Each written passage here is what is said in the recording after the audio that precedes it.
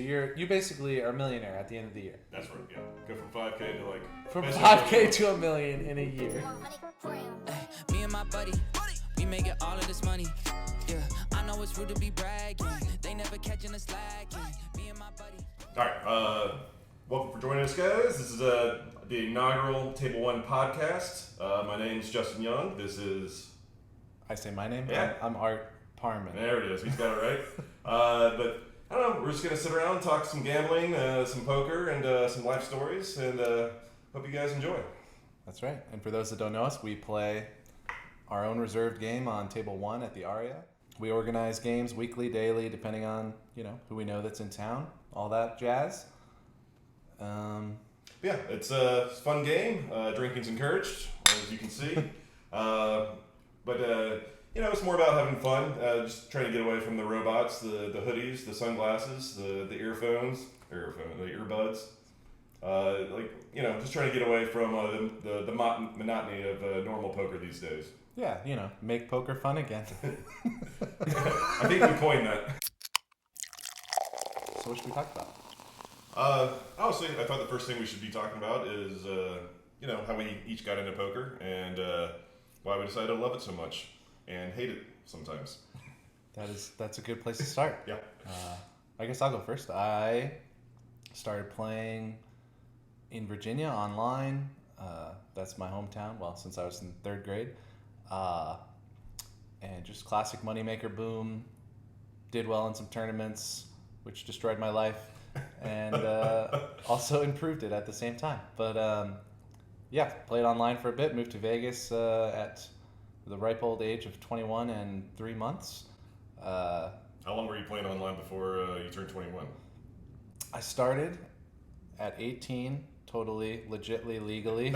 No, actually, I didn't get introduced to it until my friend showed me like Paradise Poker back in the day, the free rolls. He's like, you can win real money doing this. I'm playing these sit and goes, these free ones on Party Poker, and they showed me Paradise Poker. We would play together, just kind of sit there and learn a little bit.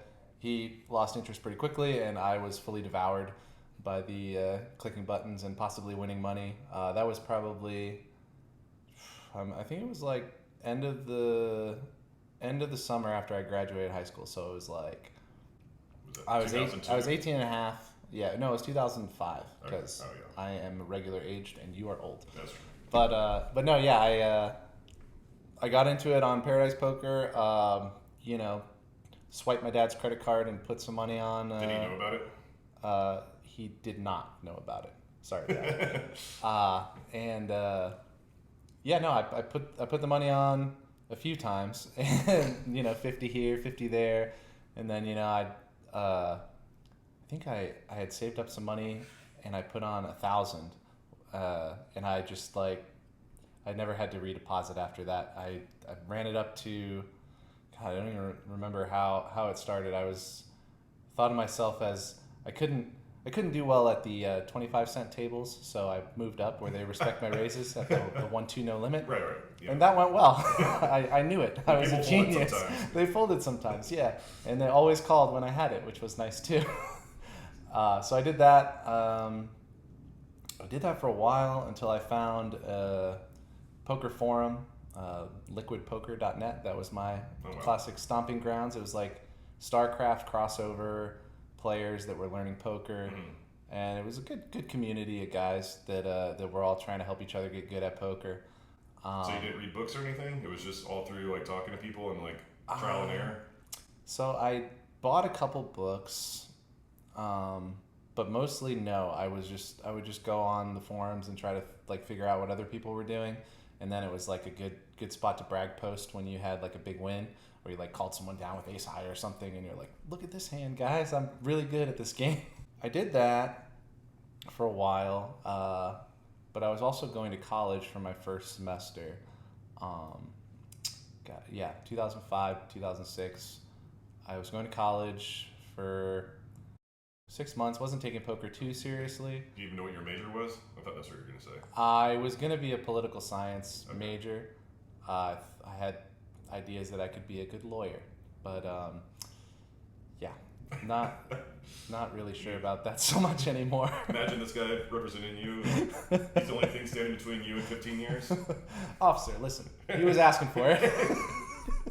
I've drunk way more than this morning. That DUI should be taken off the record. Yeah, never mind the flask at the security checkpoint at the courthouse. Just tape it to the bottom of the desk.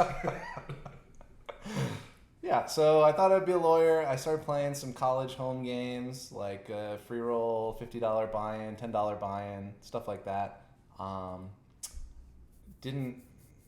My friends kept losing interest, basically, and the games would not be there anymore until I basically stopped playing cash games online, and I would only play tournaments, and then for cash games, I would play live home games, so like... I found a game in my local backwoods area. They were playing 25-cent, 50-cent home game, $50 buy-in. I was like, oh, perfect. I'll play here. Played for 2 or 3 Sundays there. Then one of the guys introduced me to another game. You know how it goes. Yeah. I think it was $1, $2 right from the bat after that, and we played in some guy's garage, you know, it was smoke filled. It was like, I was just like, I don't know. I didn't know it was heaven, but I was in heaven. I was like, man, this is great. They're all just smoking and drinking like idiots. I'm over here. I know what I'm doing. I'm going to take all their money. And then, you know, found one other game after that, which became kind of there was no smoking at this place, which I liked. But it was more a regular core group of guys. It felt less shady. You know, there was the garage game. It was a lot of like, you know, tatted up guys with buying in with a lot of 20s. What does that mean? I don't know. 20 was the Sometimes biggest they bill I only ever. give out 20s. Sometimes they only give out 20s. That's right. So yeah, no, I played some home games in Virginia until I had a couple big scores online in tournaments, and then I was a tournament player after that because I knew what I was doing. Specialist. Yeah. Nice. Got married in 2007, so 2 years go by. So you're 20 years old at this point? I'm 20. I'm 18 Okay. when I start playing and going around to these home games. Then I'm 20 years old when I get married. And I asked my wife on our honeymoon, I said, Bobby, what do you think about Las Vegas? And she was like, no. I've heard of it. Yeah, we've never been there. She's still 20 at the time. I'm still 20 at the time, actually, when we get married. And then she was like, no, absolutely not. Fast forward March of 2008. I'm 21 now. She's still 20. I win a package, an EPT package to San Remo. Okay. And Did you take her? I took her with me. That's key. Yeah, she enjoyed the whole experience, even though she didn't get to see me much. It was basically a hotel, you know, tournament at noon. Yeah. And then Normal grind. yeah, right, exactly. Like, she gets me for a couple hours in the morning before the tournament starts, and we would walk around the little city of San Remo. And I ran deep in that one. I don't even know what place I got, but it was like 20s or 30s. I cashed for like 20K, which was huge to me at the time. Infinite money when you're 20. Yeah, and I had won the package online. I had made friends with Jason Mercier while I was there, and he went on to win it. And didn't you get a piece of him? yeah, that was the beginning of my lucky swaps. I was a lucky swapper for a period of time until I wasn't. But yeah, no, I had a small piece of his win, like 2%. I had have a photo if I could dig it up of he and I holding up the deuces for the 2%. And then my wife and I, we went back home. He went on to get stabbed in the bar and on his way to Monte Carlo, and apparently some Italians have issue with rowdy Americans after they win poker tournaments. So. Well, you won't have to worry about that, I know. I will not have to worry about that. But back then, I was worrying about it. And we moved back. That was I think March into April, something like that. And then I floated the idea to Bobby one more time, my wife, and I said, what do you think about Vegas? And she said, okay, yeah, we could try it for a year. And I got online. Never been to Vegas, sight unseen. Found a rental on one of the old pre hot pads, pre apartment finder. Somehow I found a place, and I researched a little bit, like where's a good place to live in town. I did not quite land in the best place. I was What part of town? What side? I was like Charleston and Buffalo. So I heard Summerlin was nice, and that's as close as I could afford, I think. I bubbled the rentals. It was like $1,400 a month, and I was like, oh, well, I did just cash for $20K. I'm basically rich. I could live here for 15 months. So we packed up the U-Haul, or the Penske actually, because one of my buddies had a little deal on a Penske for me to rent, and packed up the dog, packed up my friend John. My dad drove the U-Haul, or the Penske, and me, my wife, and my friend John, and the dog followed behind him for 4 days, basically. We slept in the car. We got a hotel room one night. Our dog was just like not doing good on the last leg of the trip. I think we got an apartment in like Albuquerque. We're like, all right, we're going to make it tomorrow. We can't make it tonight. We got to stop. We got a little rinky-dink motel. We stayed there for the night, and then crack of dawn, we came to Vegas. And then of course we get here. I've never rented anything before. I don't know any kind of procedure. We get in the place. The power's not on yet, so I have to go the next day. Now this is May, mind you, in Vegas. It's over 100 degrees already. It must have been the hottest May, because every year since it has not been that hot. But then again, every year since I haven't had to sleep on the floor of the house upstairs before moving my furniture in. And we put the windows open to try and do something with the heat, but it's just hotter out there than it is in here. And they had the little vertical blinds, and they're just going all night long, and we're just like cannot sleep. We're just tossing and turning on the carpet. And the next day, my wife made me get a hotel room because she's smart and I am dumb. I can do this, and then you just do it out of pride because you're like, I'm fine. Yeah, and also it was the start of the World Series, and this is a good World Series introductory story, because me and my friend John were like excited to get there right before the World Series started. We had only seen it on TV, and we're just like, we're like going. We're like, yeah, we're gonna go to the World Series. You're in the hotel. You're good, right? And she's like, yeah, I guess I'm good. I mean, and anyway, we go down to the Rio. We find the poker room. We're like, this seems kind of small. We don't go to the big convention area. We don't know what we're doing.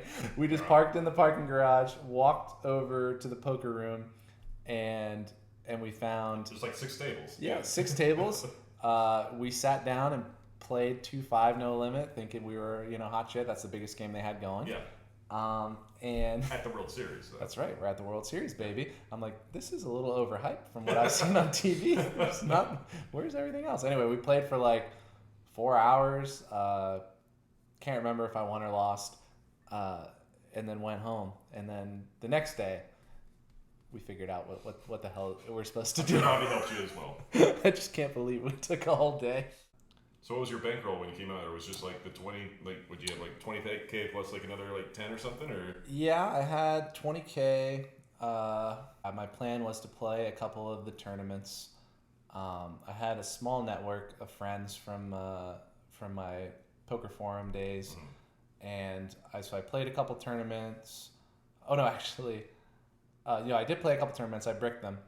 I played a little 5-10 because, why not? I'm totally rolled for it. With my 20K. I mean, when you're 21, you're rolled for anything. Yeah, that's right. So I play a little 5-10, basically break even between tournaments and 5-10 over the course of June, and then I decide I'm gonna play the main event. Of course, I'm here. Got to play the main event. Sold half of myself to one of my friends in my network. I didn't know what markup was, so none of that craziness. Well, yeah. And I sat next to Larry Flynt in his golden wheelchair. He rolled up and was right on my left. I had to look over this way the whole time because he was just like He didn't give a shit, man. He would just look at his hand like this. Everyone at the table was looking at me to see if I was looking. I was just like, I'm not looking. Anyways, I think I ended up making an 8-high flush on day one, and guy check raises me on the river, and I shove over the top for like an additional.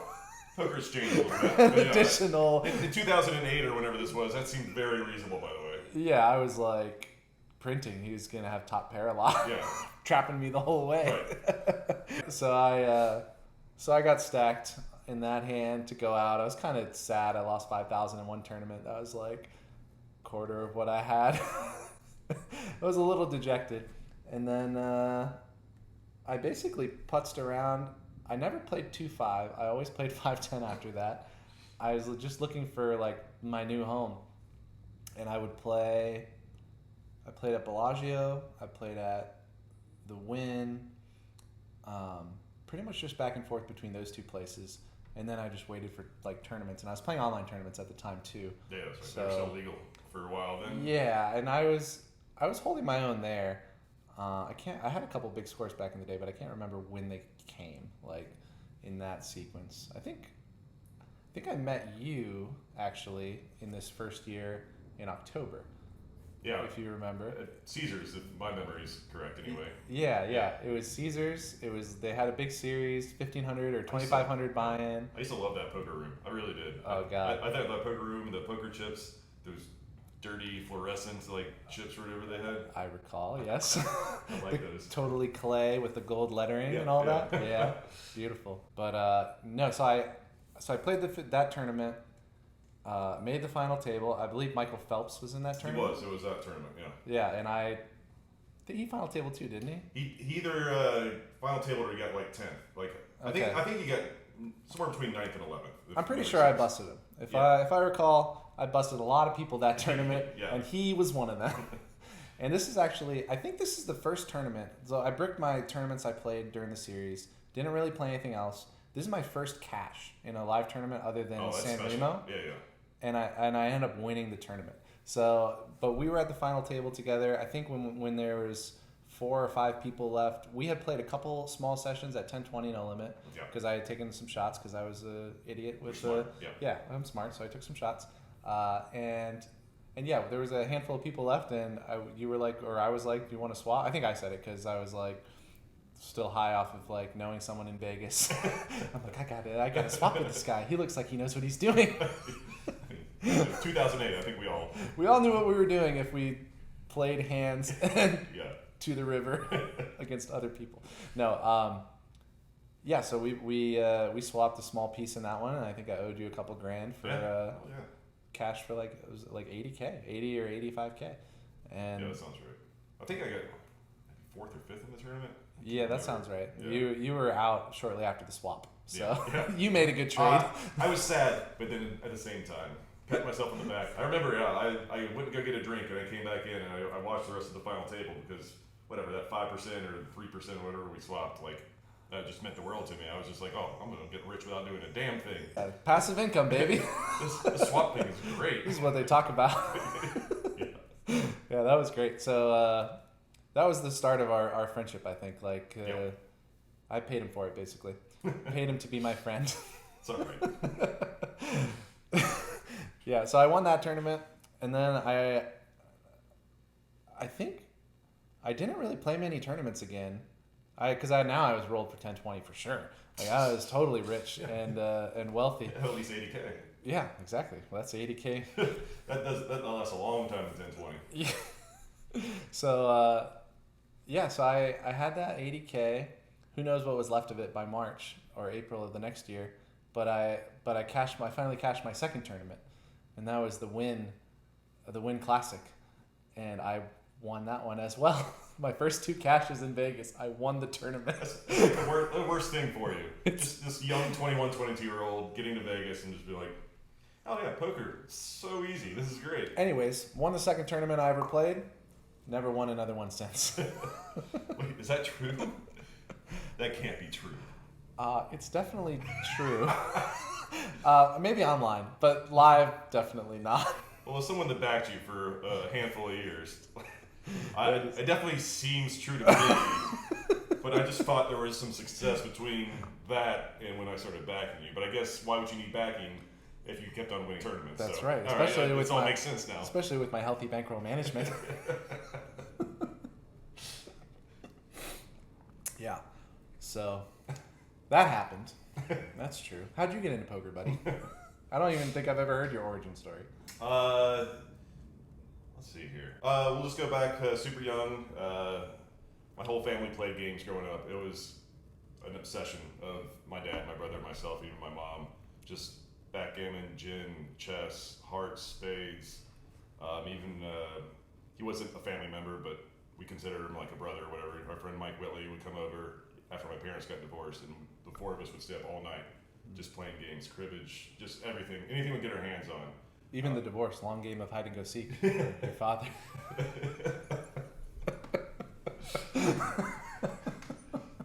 But at the time, I was I was a pretty lonely to myself kid. I don't know. I liked sports a lot. I was good at sports, but I didn't really have many friends. You know, it was a lot of like pickup games of basketball and football in the backyard.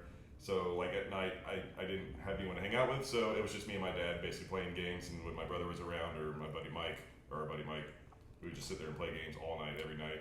And to be honest, like poker really wasn't on the radar. We played a handful of times. It was part of like this game Tripoli. I don't know if you ever heard of it, but like it's like there's like a 3 different version of like a larger game, but like one of it was poker.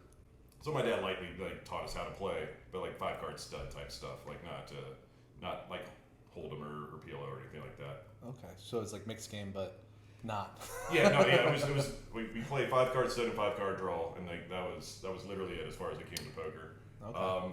But like all that to say is like we were obsessed with games and like. And how old were you in that window? I mean, my parents got divorced when I was 10, but I was obsessed with like chess when I was very young, maybe like 5, 6 years old, and just kind of like expounded off that. And like any new game we could find, we would just learn the rules and play it to best our ability, and we would talk strategy after we played the game. It was a whole thing for us. So after that, again, never really got into poker, but when I went to college, I went to NC State for mechanical engineering. Awesome. Joined a fraternity. Fantastic. And then we started having poker night at the fraternity house, like maybe once a month, twice a month, something like that. This is about the same time Rounders came out. Ah, classic. Yeah, which is the first poker boom, really, you know, as far as I'm concerned. It was like 98. The old guys poker boom. Yeah, exactly. Yeah. So a lot of guys thought they knew how to play, and we're all playing dumb stuff like Bloody Sevens and Iron Cross and AC Deucey? AC Deucey and Guts. Guts is like the best You game. told me about that one. I haven't played that one. So for those who don't know, Guts is fantastic. So everyone like whatever antes initially, and you get dealt a hand, and you can improve, and then everyone holds their hand over the muck, and then you go 1, 2, 3 Guts. And anyone, if you drop your cards, obviously you're done with the hand, you fold it. But if you hold your hand, you have to match the pot. So everyone matches the pot that is left, and then you do it again, and like until there's a showdown, and then the person scoops all the money or whatever. But like, people thought there was bluffing involved, including myself. Like this is how. So you're just all in every hand? Well, it was like match the pot. So say there's like $2 in the pot or something like that. Yeah. If you hold your hand, then. But there's unlimited rounds? No, I think there was like 2 or something like that. Okay. I was going to say, you just wait. Yeah. Wait them out. And that's kind of where the bluff is, because like, if no one drops their hand on the first one, then it's just like, oh shit. I'm coming out. I'm done in this one. But then you start like, you guys are idiots, you know, like I got the best hand. Yeah. I honestly, like, as much as I was obsessed with like poker, I'm pretty sure I lost in the fraternity games just because I saw how tight everyone played, and it drove me nuts. And I was like, I can bluff these guys. But the thing is, like, even though they were tight, they're like, it looks like you have straight flush, but I got a call with my 2 pair. Yeah, one of those. It doesn't matter what I have, really. It just only matters if they make, like, 2 pair or better. That was kind of like the stipulation. Little long distance foreshadowing of your poker career. Yeah. Fuck these nits. It really was. It was just like, I mean, I could play boring and make a little bit of money, or I could have fun and maybe break even. So that was kind of where it was. But like you said, you had the moneymaker boom. I had the Varconi boom, and like I know that sounds weird. Ooh, I've never heard of the Varconi boom. I mean, it might only be me. It could just be me. I'm not really sure. But like it was literally like I was staying over at my now wife Morgan's place, and she goes to bed earlier than me, and I was just going through ESPN late at night, probably 2 or 3 o'clock in the morning, and they had poker on, and I was like, oh, I love poker. This is great. And like Helmuth said that like he was gonna like shave his head if Arconi won. It was like that one, that final table. It was fantastic. I've Either way, never seen it. oh, it is great. Like Like to dive into the archives and check that one out. it is cool.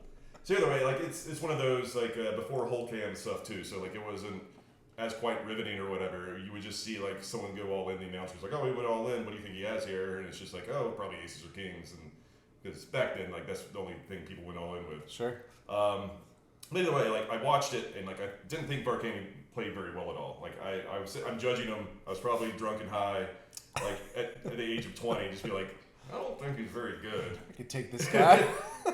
And like during one of the commercials, I think it was for Paradise, maybe for Party, I can't remember, but they had like a commercial to like sign up, and it was just like, oh, if you sign up, you get $50 free bonus or like 100% match bonus up to $100 or something like that. I was like, I don't have much money, but I have $100. So commercials do work.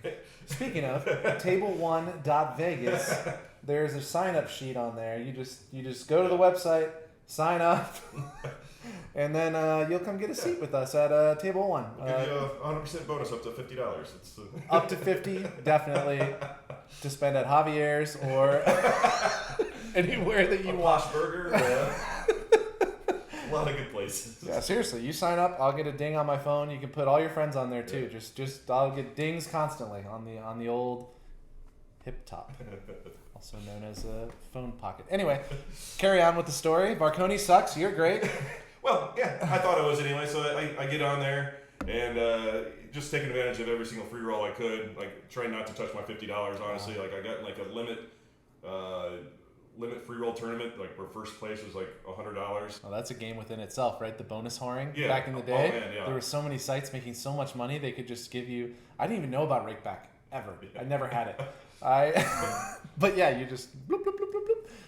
And I just kept on grinding that, and it's not like I did great or anything. I think I got my bankroll up to like maybe $400 or $500 on there, which was a ton of money. Like I was working through college.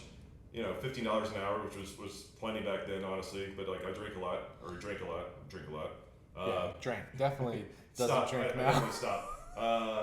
But you know, it was a fun like hobby pastime or whatever. Like any night that I wasn't doing anything, poker was just the easy fix. It was just like I'll just hop online, or if Morgan went to bed, I was like, oh, I'll just play online for a couple hours until I get tired. This was you're still 20 and like Yeah. This is your 20, 20-year-old 22, fix somewhere in that. getting into it. Yeah, I think officially I was maybe 20. It was either 20 or 21 when I actually put in my first $50 online. So still in college. Yeah, for sure. And like I had no aspirations to do anything other than be an engineer. I was just like, this is good to kill the time. I love games. This is fantastic. Yeah. And then graduated, got a real job, worked for the government for a bit as an engineer.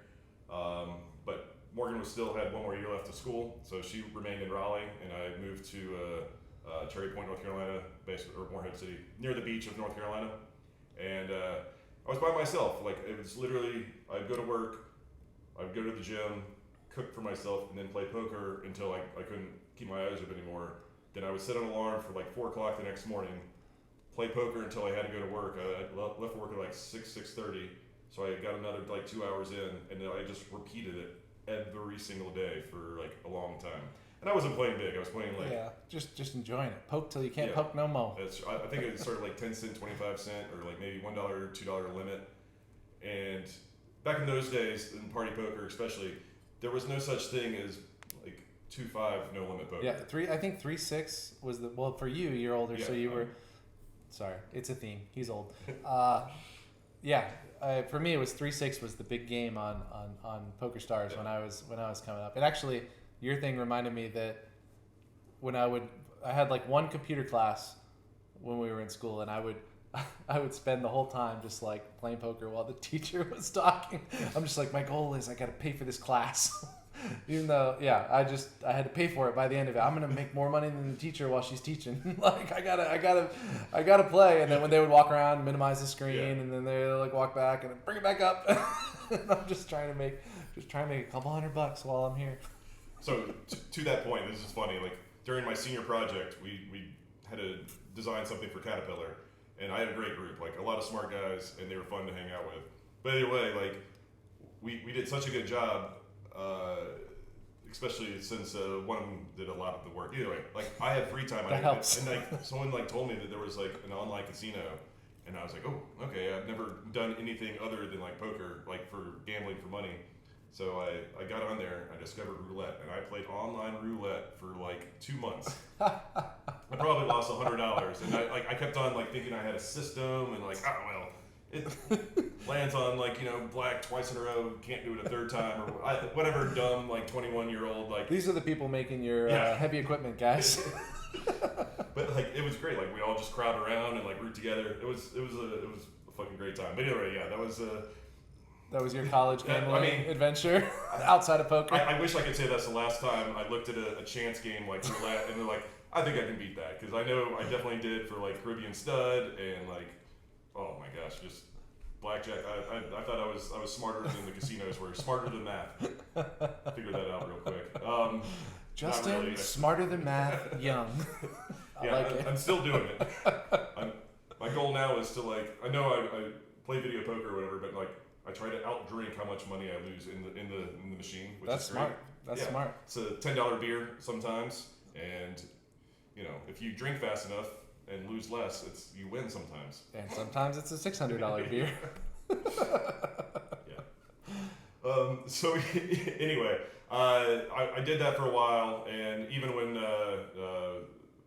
my wife eventually like moved down with me, or she was just my girlfriend then, I was still just playing a shit ton of poker. Like I'm talking 40, 50 hours a week. Like I would guess is probably a low estimate. Okay. So I'm working 40, 50 hours a week. I'm playing poker for 40, 50 hours a week, and I have a living girlfriend.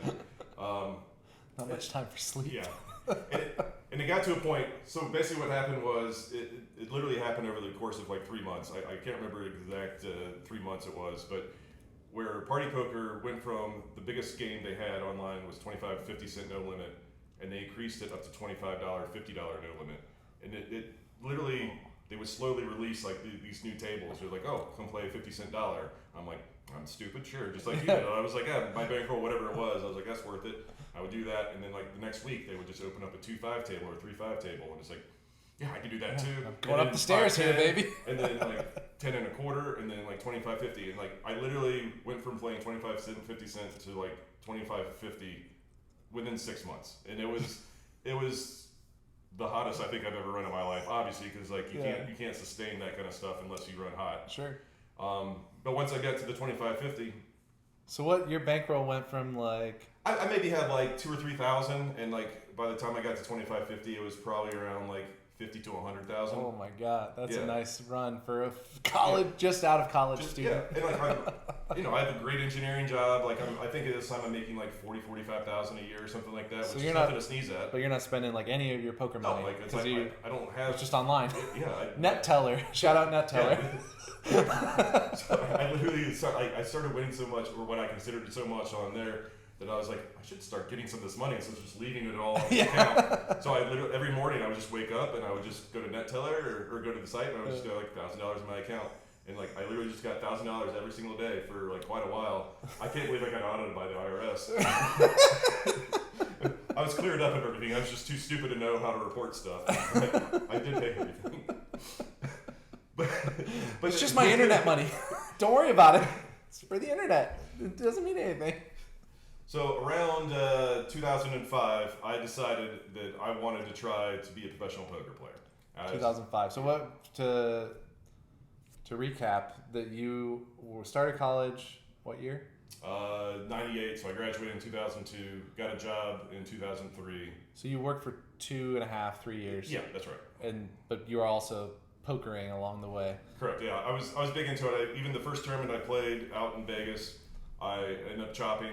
It was a Bellagio Daily, which was fantastic back in the day. Like another first tournament, yeah. Big win story. It's not. Like, there's a lot of people who became poker players that shouldn't have become poker players because they cash big in their first tournament. Everyone thinks they're good when they win a poker tournament. That's for sure.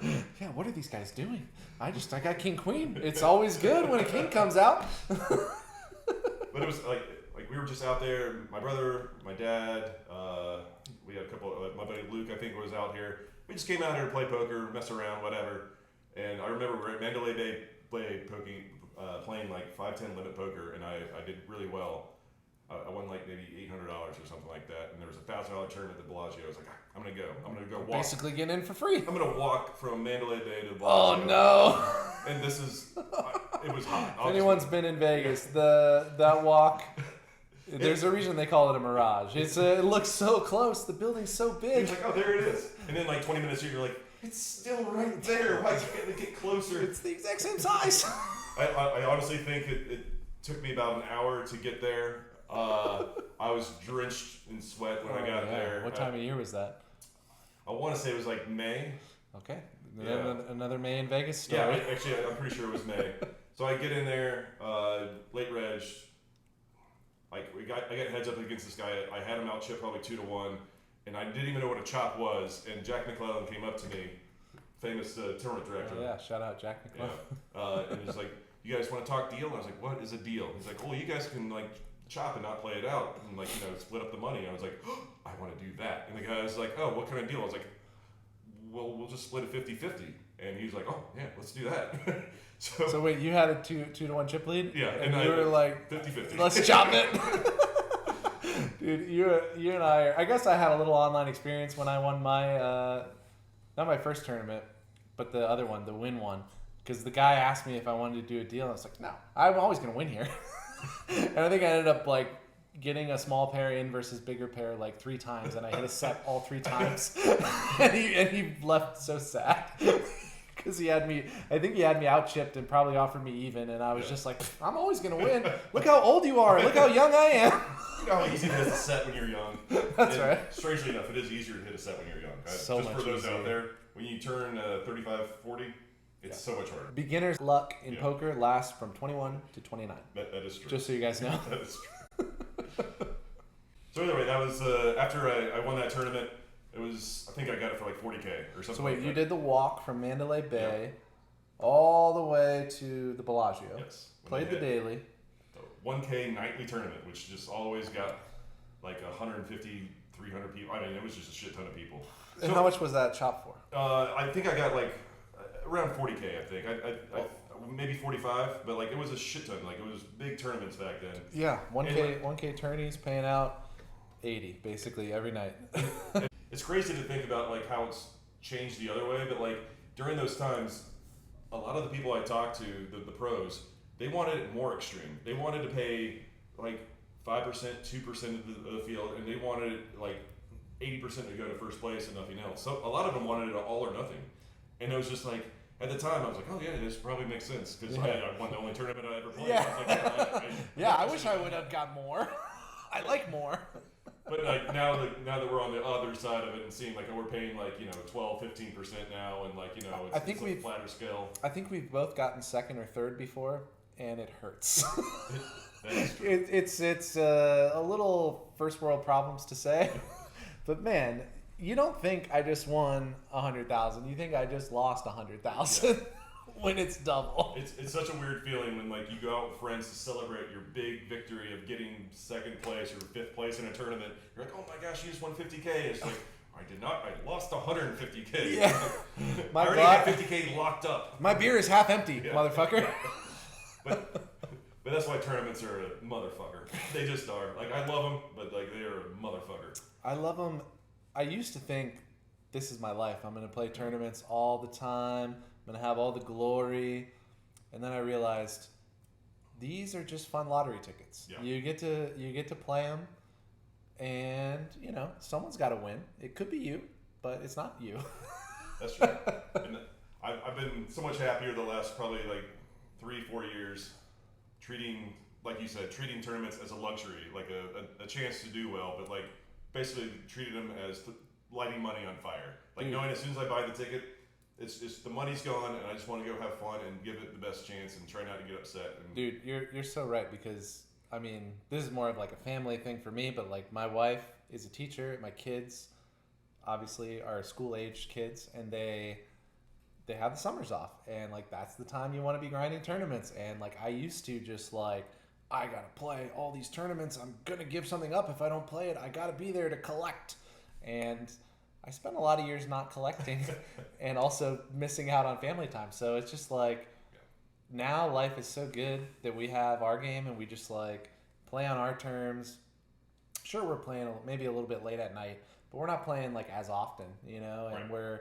I don't know, I can just take a day off, you know, take the fam to Disneyland. I've gone very heavy back and forth until 3 or 4 years ago about just diving super hard into tournaments. Basically from like 2008 to like 2015, 16, especially like, oh my God, like it's just a day, like you wake up, what tournament is today, or what tournament is going on today, get on Card Player or whatever, and just like, is it the win? It's a 400? That's fine, I'm in. Or it's the Venetian 600? I'm in. It doesn't matter. Yeah. And you're just either playing for 6 hours or 14 hours, and you just show up the next day and you do the exact same thing. And 99% of the time, you just go home sad, and maybe you pick a fight with your wife. I don't know. These are hypotheticals. But it doesn't I told you not to play today. To your point on cash games being like the saving grace of the poker player, until 3 or 4 years ago, we both were probably not losing players, but like at the moment in time going forward, we would be losing for sure in the cash games we were playing. Everyone was getting so good. Everyone's using computers. Yeah. And we were just like from the social talking at the table land of poker. I wasn't at first, but like from all the home games I played, like building relationships with the people I'm playing with, that was like really important to me. And it was really nice to like have that with the people I'm playing with. Even if I don't see them like outside of that, when I'm there playing with them, it's really cool to just like know everyone there and have all these inside jokes with them and whatnot. So until 3 or 4 years ago, the thing that changed is we started our own game. Like we started saying, you know what? Casino started allowing people to run games with their own lists. Reserved games, and we hopped on that bandwagon. We said, you know what? Let's do a game where everybody in the game is fun to play with. Everybody in the game, even if they're a professional poker player, like it's okay to be a professional. Right, it's okay to be a pro, just not like I don't have a hoodie on, but you know, sunglasses, hoodie, not talking. Bet. Oh yeah, my favorite is the hand across the chest. I call it the heart rate. Yeah, just check my heart rate. wear bandanas to hide your neck tails and stuff like that. Little known fact about Justin: his beard is actually a built-in neck tail. That's why he grew it. He actually is very handsome under there. I promise. No, it actually comes off. It's still. I get home at night. It's just oh my goodness. You take off the woolly sweaty. mammoth. But yeah, running your own game, fucking night and day difference in terms of quality of life and just like overall happiness. Although it doesn't come without its political. That is true. Whenever it comes with, I wouldn't say seizing power, but like trying to do your own thing. Sometimes you take away from someone else, and it's So I like to call our game a time machine. You know, it brings us back to poker in 2008. Yeah, that is true. Yeah. But you can't fuck with time without some consequences. If you've seen a movie about time travel, there are consequences. It's like Marty McFly. His mom tried to make out with him and have sex with him. It's not quite like that, but sometimes you try to get fucked. Sometimes you gotta just barely escape fucking your mom, and sometimes you kill baby Hitler. And you don't know if you're doing the right thing or not because he's baby Hitler, you know? He doesn't know he's going to become that yet. Probably. Where'd he go?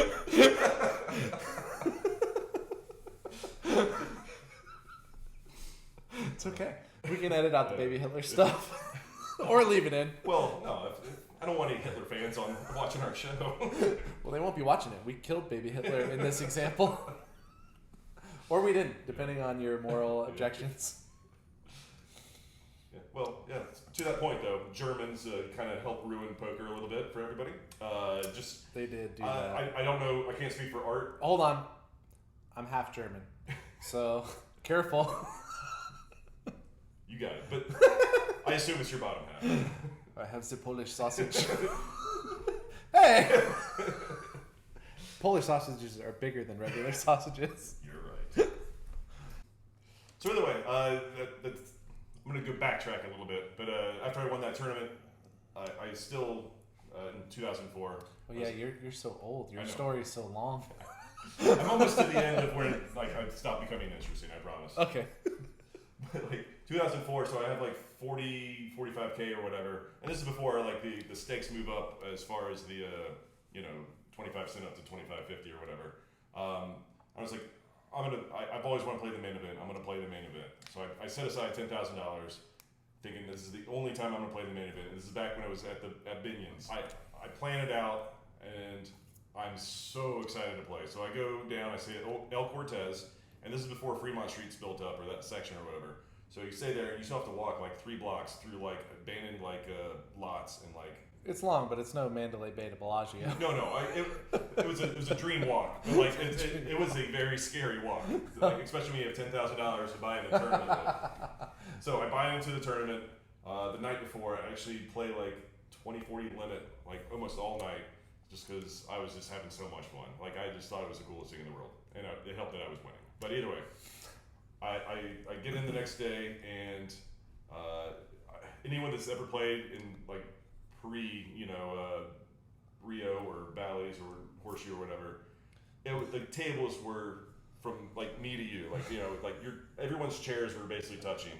Everything's like 10-handed. Everything was just scrunched together, and it's low ceilinged. It was a bit of a nightmare, but like it was such a cool feeling. You were too excited to care about the thigh-on-thigh action. Norm Macdonald was at my table. Oh, he was? And I've always been a big Norm fan. So either way, whatever. I ended up losing, and to your point, the first time you played the main, you got upset or whatever. I bubbled-ish. Like I was maybe 80 away from the money. Oh, wow. This is the year that Raymer won. Raymer. Oh, and that was so long ago, you probably cashed on day one or something, right? It was close. Because like you started with 10,000 chips. Right. And you're playing like 25-25 or 25-50 blinds, like level 1. So okay, so yeah, easy to go out. It's not hard. I could have been all in the very first hand, actually. Really? So quick hand history. Like I hate like hand history is too hard, especially when not history. But this just shows how scared I was. I open Ace Jack, like middle position, get called behind. It just comes Ace Jack 5, and I'm just 6 to midnight. Could not be happier. And like I bet.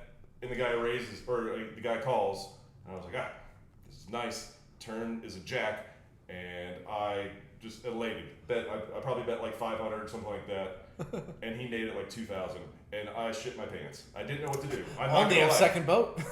I'm not even thinking about the hands that beat me. I just think I'm beat, and I'm just like, I can't win. This is stupid. Like I'm gonna go out the very first hand of my dream event, and like I can't even think of it. I didn't think of a hand. First hand. Very first hand. Okay. I did not consider what hands beat me. I promise you, like none of that went through my head at all. Right. There was no like, only aces beat me. Like, it was none of that. It was just like, I'm beat. It was absolutely. Don't know how, but I'm beat. So I called because I have to, you know. And the river was a 9, and I check, and I'm ready to like. Call, and just like, and he bet like 3,000, and I was like, I got a call, I guess, and I call, and he turns over Jack 9 for like a boat. And I could have doubled up the very first hand, and the guy that was against, he was right next to me. He was like, yeah, good call. And in my head, again, I was just like, it was a good call. Thank you. I could have easily lost. Right in the pot. It was a good call. And in his mind, he's like, what a fucking idiot. Oh my god. Yeah, I should have gotten broke that hand.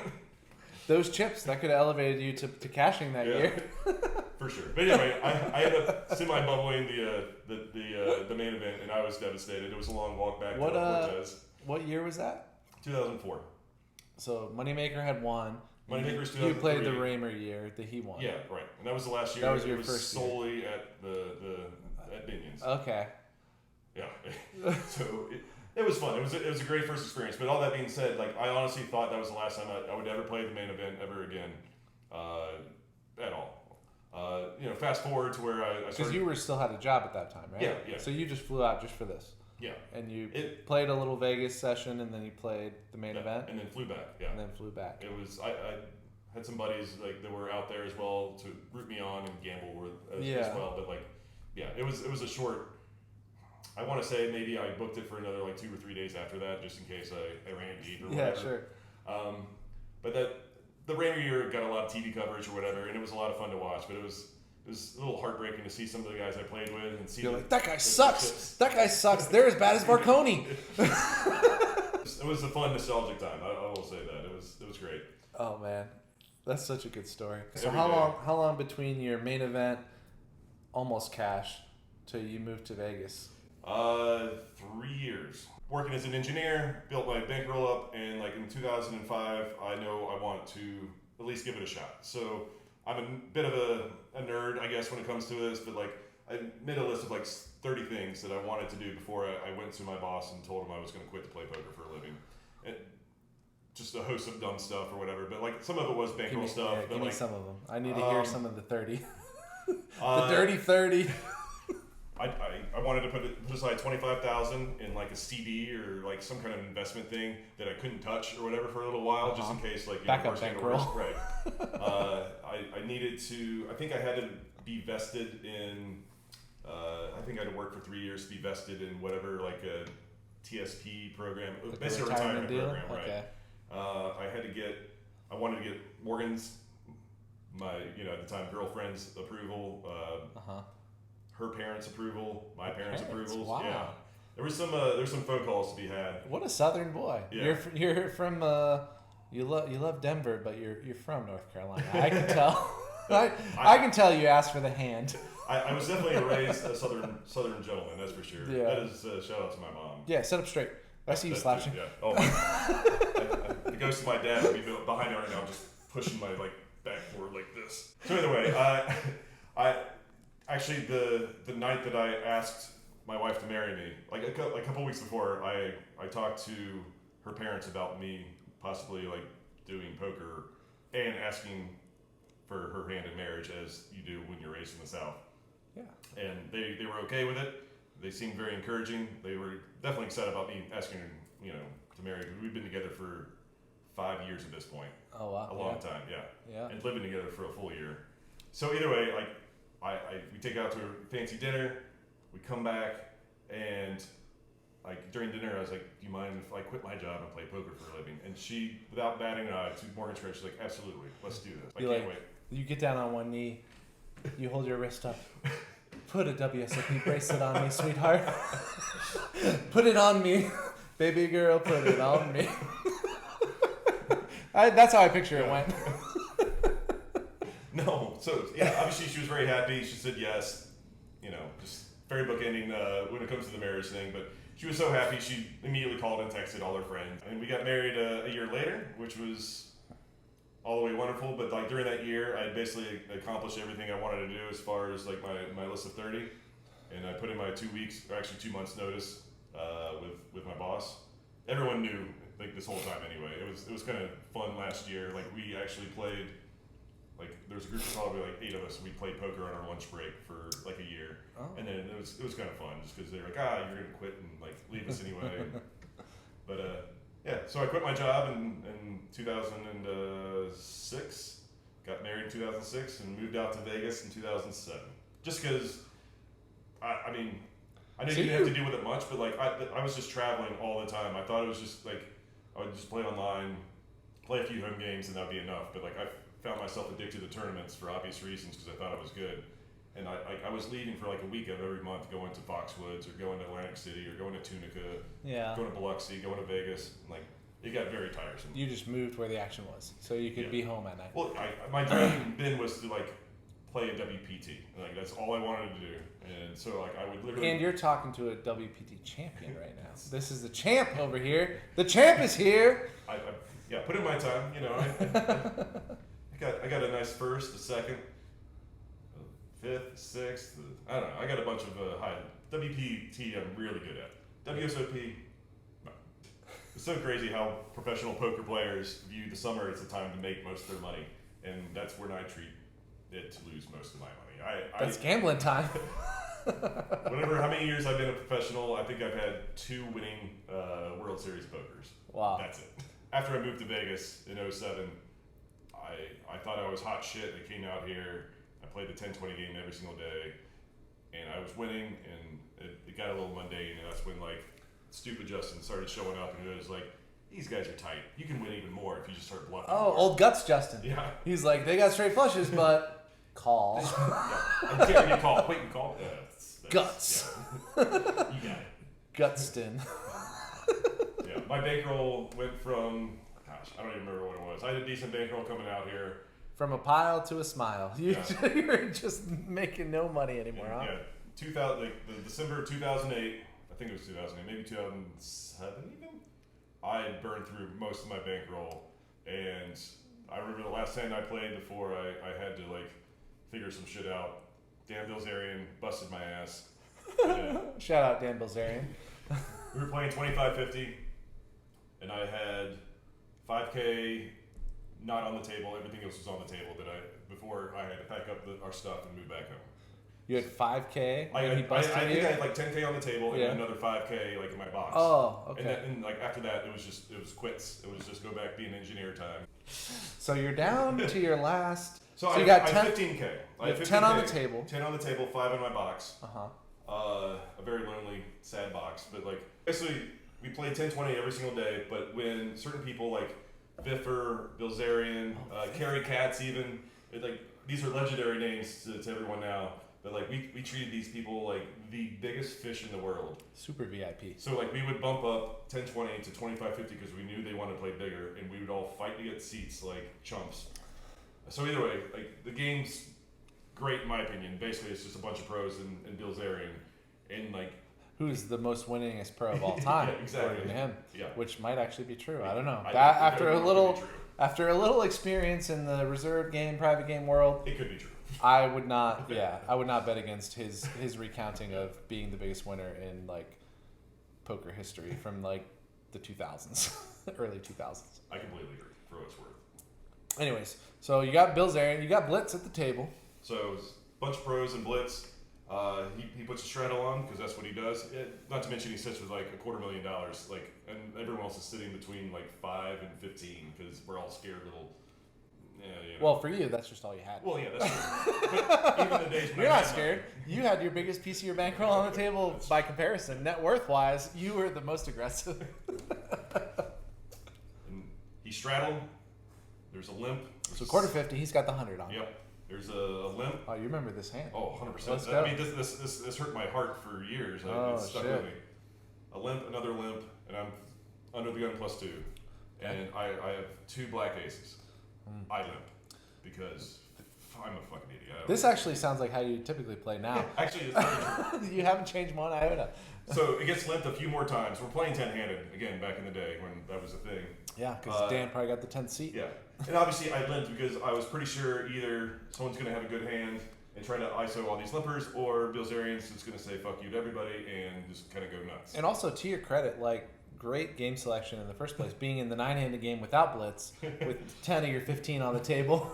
Then Blitz comes in, 10th chair. I'm sure I had like 2K of the 10 on there. Oh, and then you just added 20, it. Yeah, you're just being sharp. Yeah. I'm I'm just putting on the rest. Okay, so what does Blitz do after everybody limps? So it gets around to Blitz after, there's probably like 5 or 6 limpers, gets around to Blitz, and I think he makes it to like 1100, something like that.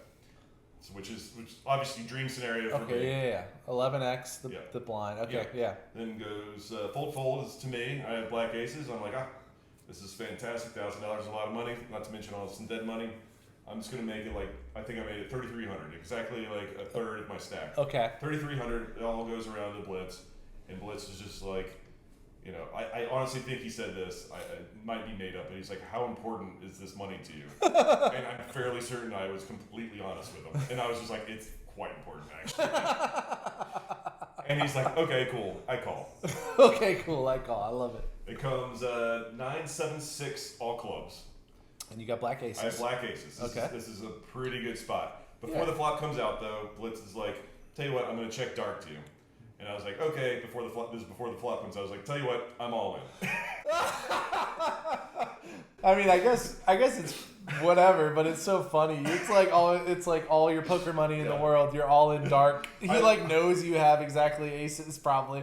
Well, maybe not. He might think you have ace king. Yeah, like honestly, I'm rooting for him to just like fold, like no matter what. If he had even two kings on a deuce board, I want him to fold. And then even after you see the flop, you're like, just let King of Clubs, Queen go. Just let me win this hand, please. So, like that, whatever. He's dark check, dark all in. The flop comes out, and he's like, oh, well, I call. And I'm like, oh, fuck. And then running it twice wasn't a thing then. You did not run it twice back then. There was no thing like that. And I was like, I have aces, black aces. And he was like, oh, I got 2 pair. He had like red 9-6. Oh, like, 9-6 no! And it just came out brick. And I was just like, oh. And like, I know it sounds kind of weird, but like in the movies or whatever, where like people are a little like punch drunk or whatever, where they can't really feel or like hear or see anything. That's exactly like, it was just like a vibration. Like you were in poker shock. I was just like, oh, okay. Walking. And like I just like walking and like I remember like a friend of mine, I think Teddy Weinstock came up to me. He was like, "Are you okay?" I'm like, "Yeah, I think I'm all right." And I just slowly walk out of the room and like I honestly think I sit down at like a slot machine for like half an hour and just like kind of just stare at it off and just in the distance. I'm like, "What the fuck am I gonna do? What the fuck am I gonna do?" And like I literally didn't know what I was gonna do. So I'm down to my last 5K. Down to your last 5. I take like 2 or 3 weeks off, just mainly like Christmas based or whatever, but like, you know, don't do inside anything. you're fuming. Yeah, correct. And does Morgan know about all the fuming? Oh yeah, she knows everything. She knows what I'm down to. She knows how close we are to moving back. Back to engineering school. Yeah, and it was. I didn't get to the point where I was looking for jobs yet or anything, but like I got. You were thinking about it. Yeah, I got calm and I started planning out what I could do with the 5K, and Venetian, just like they do today, they run a shit ton of small tournaments at the beginning of the year. So between $200 and like $600, just a ton. And I just started grinding those hard. Yeah, perfect for a guy with 5K and nothing to lose. Well, everything to lose. Yeah, but. like I mean, tournaments again, probably not the smartest idea or whatever. But I would literally show up a little bit early. I would play blackjack. If I lost $100, I would quit. But I was trying to win my buy-in. Wait. This is true. Wait, you're down to your last 5. Yeah. You know poker is your spot. Yeah. And you're just like, this is back when I'm gonna play blackjack. I'm gonna play blackjack with 100. Well, or wait, like where the are you goal was playing? my stop loss was 100, but I wanted to win whatever the buy-in was that day. So you're okay. So you're playing like 10 to like a quarter a hand, and then when it gets good, you're gonna bet up to 100. And this is how hot I ran that entire year. I honestly don't think I hit my stop loss more than once. And I think I got. So you were like a blackjack satellite player. Yes. You were getting into all these tournaments. I mean, I was still going to play in the tournament, but like I was only the tournament's going to cost me $100 more some of the times. But like this time, so many times I was just like, oh, here's $200. I just made buying the tournament $200. Oh, the tournament's $400 today. Okay, I just rounded up $400, and like I did this for like 3 straight weeks. Where like I was basically free rolling myself into tournaments, and I honestly was back against the wall, like focused. Probably the kind of guy you don't want to play against, like just quiet. Clearly, very focused with the blackjack plan. Well, once I got to the poker table. Oh, okay. And like it began like one of the hottest stretches I've ever had. Like I think I cashed like 4 tournaments in like 3 weeks, and I won one of them. Same kind of deal. We got like heads up, and I was begging to chop, and some older guy, and he's like, "No, why? No, absolutely not." And like I ended up winning the tournament. Like I think I won a flip or whatever. It didn't matter, and it just boosted me. I think I ended up cashing. It's something ridiculous, like maybe like 40 times or something like that, maybe 50 times in 1 year, and like it culminated with the 5 diamond at the Bellagio. Oh, I remember that one. So my bankroll still isn't great, by the way. Like I'm great at small tournaments. So I think my bankroll is like 150K now. Like that's pretty great compared fantastic. to the 5 you were at the beginning of the year. I cashed so many tournaments, but like it was a lot of min cashes and whatnot. Yeah, so you were like happy but disappointed in yourself. I was so happy. Oh, you were happy. I was thrilled. And then like I made a lot of good friends, Shannon Shore, Eric Baldwin, Michael Katz, Cody Slayball, whatever. Go down the list. Yeah. And they talked me into playing this $1,500 satellite single table satellite to the 15K buy-in. Yeah. And I was like, okay, I'll do it. And I ended up getting like 3rd or something like that, which doesn't pay shit. Or actually, I got heads up to whatever, it doesn't matter. So luckily for me, Adam Geyer, Shannon Shore came to me and were like, dude, let us, like, we want you to play. Let us buy a piece. I said, okay, that's fine. but I'm gonna have to sell more. So I went to the 1020 guys. I remember this. I was there, like when you were selling. I think did Tom Locke have a piece? Tom Locke had a piece. Teddy Weinstock, Bike Kenny had a piece. Kenny. Kenny. Yeah, Kenny. Yeah, I love Kenny. Great dude. I want to say even like Blackjack Kenny had a piece. Like okay. So like between everyone at 1020 and Adam Geyer and Shannon Shore, I think I sold like 40% or something like that. So you got in with a nice chunk of like your own action. Yeah, and same kind of deal. Like how much did you like put up? Whatever, 60% of it. So there was no like markup or anything like that. No. Oh, actually, I remember you saying like there's no markup on this when you came up to the 1020 because I was playing 1020 then. Not that I could afford it, but I was, and I remember you selling it to people, and I was like, oh, no, I'm not buying that. It's weird, like how markup wasn't really a thing until like 2010, 11 or whatever. I just wanted to fucking play. Like I didn't care. Like I just wanted to pay them to invest in me. I agree with you. And when I sell action to friends in tournaments, I don't charge markup. Yeah, me. I'm just like, you know what? I want to play this big tournament. I can't afford it. You are actually helping me out. Right. Exactly. To play it. Yeah. And so you put up like 9 of the 15, 18? Yeah, I think it was like somewhere between 8 and 9. I can't remember. Okay. It didn't fall exactly at 60-40, but it was somewhere between that and 70-30. Okay. And just long story short, I ran like kings into aces, like one of the very first hands, and lost like 2/3 of my stack. Wait, what? In the very beginning? Yeah, it was set over set too. Like I should have lost more. Damn. But like again, I was playing. Old scared. Ace Jack Justin came out. Exactly. But yeah, it was one of those. I think I like 4-bet with kings, and it came king high, and the turn was an ace. And you just had him on aces. But he check raised the turn on me.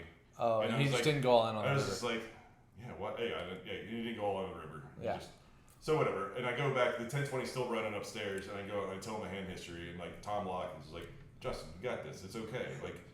We're behind you. Like Tommy dog, you made him win the not win it, but you made him go deep in this tournament. It meant a lot to me. It truly did. And like from there, I think I finished with like an average stack or something like that, and just went on and ended up getting second place to Chino Ream. Shout out Chino. Love Chino. Love some Chino. Who's a frequent player at Table One. It's true. He's a frequenter. And just a quick story about Chino and this tournament. We're heads up. I have a chip lead on him. Whatever, he puts a bad beat on me, and then like soon after that he beats me. But like the break right beforehand, we make a deal, and like even though I had a chip lead, like we negotiated something that was probably better for Chino than me, but it was something to the effect of where if he won, he was going to owe me like $300,000, which ended up happening. Oh, because back then. There was no... They didn't facilitate anything, so it was... Right, they wouldn't enforce a deal. It was Adam Geyer, Shannon Shore, Mike Mizrachi, and another one of his friends, might have been Robert Mizrachi was there, and they kind of were there to like, be witnesses to the deal. Right. And so either way, like he ended up beating me, and like, but he owed me like. But he agreed to the deal. 100%. And so if he beat you, he owed you $300. If you beat him, it was like $200. You would owe him. Like yeah. Okay, because you had the lead. Okay, so it was like $180 to $300. I think that's exactly. And he just like man of his word, paid you right away. Unfortunately, not. But it's not his fault. Okay. So what happened was. Oh, I want to hear this. I've never heard this. So I want to hear it. So like I said, like I went in probably like a 2-1 chip lead. I got bad beaten not to win it right away. Like I got in 2-pair against his flush draw. Then he outplayed me and he crushed me. He won. And also on the break before, one of the producers from WPT came to me and was like, look, no matter what happens, second place, first place, you're going to be our 100th millionaire made on WPT. We want to make a big deal of this. Like, do you mind sticking around for an interview? We'll probably like, we're going to give you like a plaque or like, balloons, whatever. I was like, yeah, sure, of course. Because this is back when I thought I was going to win. Yeah. And so as soon as I lost, I just fucking beelined out of the studio. Like, So he beat you, you lost, you just fucking took off. The producers are trying to talk to me. For context, what was first place and what was second place in real money in the tournament, and then like what you were going to get? So as far as the tournament's concerned, first place is like 1.5 million. Second place was like 980K or something like that. Okay, so they had improved the flatness of the structure. It's still, it's still a big deal. It's a lot, but it's not double. Yeah, it was a double. Maybe it might have been 950 or something like that. But still, we were playing quite a bit. Yeah. And so I can't see any like kind of similar. I'm just like so pissed. Like it's not. Congratulations on winning 950,000 or whatever. You assumed you were winning. Yeah. Like yeah, when exactly. all the deals were being made, everything, you just had the competitor's mindset. You're like, I'm winning this tournament. I honestly thought it was just fate. So like I just beeline it out of there. I get paid out by Jack again by 950 or whatever, and I'm out to eat with Morgan, myself, Adam Geyer, and like Shannon Shore, and I'm just like I'm paying them like they're pieces of the payout, and I'm just like, oh fuck, I gotta get 300K from like Chino. I was like, shit, I forgot to like do it, and I don't even have his number. Like we didn't exchange phone numbers, and I'm just like looking at Shannon. I was like, do you know how to get a hold of him? He's like, no. So I'm just like, the money's just gone. Like this sucks. And then like no joke, we're just eating, and like I'm trying to forget about like the 300K that I'm supposed to get.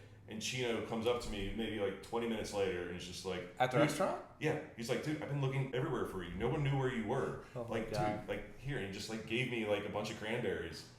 And he's like, here. Cranberries are 25K chips days. for the uninitiated. And it was the nicest thing like ever. Like I mean, dude, he knew he was obligated, but like at the same point, he was literally looking for a good hour and a half, 2 hours, trying to find me in the casino somewhere, just so he could pay me off. So either way, that was just my year of. So you went. So to recap, you went 5K in your pocket after getting fully dusted by Bilzerian. Like fast forward exactly January of that year, almost to the day. Like I'm not even joking. It was like so December, January. So okay, so December of the year before, you lose everything except for 5K. Mm-hmm. By the time 11 and a half months cycles around, you've got 150K roughly from all your tournament cashes, and then you bink for like $1 million, basically a little over, even more, but like half for you. Right, like I think it worked out where. So your bankroll, it was like 1.2 or something. I had to pay out like 400K or something like that. Okay, so you basically are a millionaire at the end of the year. That's right. Yeah, go from 5K to like from 5K to $1 million in a year. That's fucking incredible. And that's the year you won, or you got second to Chino, the man, in the 5 diamond. And then that, what year was that? 2008 or 2009. Check his hand. No, I think it's 2008. I'm pretty sure it's 2008, which means. So that's the year I moved here. So that was the year that I paid you. Right. So basically, I'm responsible for it. I gave him some money in October, and that's what sent him on his way. I mean, just think how quick it happened. Like I moved out here in 2007, and it took me all of probably 6 months, 8 months to lose almost all my bankroll and like want to go back, and then just follow it up with like the best year that even to this day I've ever had, and it's not close. After I had my good year, I'm like, oh, I'm really good at poker again, and all of a sudden the confidence goes to the roof, and you don't think you need to like do well or anything like that. I should blow some of this money. Yeah, I remember the next World Series. I'm like, I just want to play every event. I want to win the Player of the Year. Like that was my goal, and like. I never played 7-card stud or like Omaha High Low before, but I certain shit got in like every $1,500. You never played him, and he's in. I mean, I knew the rules, but that's about it. Yeah, the rules. I honestly think I played 50 tournaments that year, and I think I cashed in like 3. It was not a good start. It was the start of the downfall. Yeah. Yeah, it's tough to win after you win. That's the rule of poker and every other skill-based trajectory I've ever heard of. Everyone who wins, the next year they don't win.